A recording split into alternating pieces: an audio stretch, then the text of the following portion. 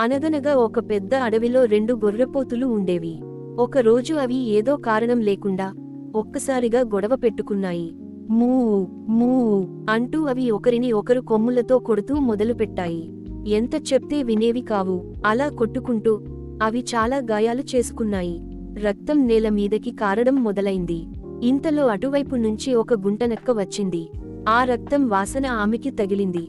ఆమె అనుకుంది, ఆహా, ఎంత రుచిగా వాసన వస్తోంది, కొంచెం రక్తం నాకేస్తే బాగుంటుంది అని ఆలోచించి రక్తం కారుతున్న దగ్గరకి వచ్చింది. గుంటనక్క మెల్లగా రక్తం నాకడం మొదలుపెట్టింది.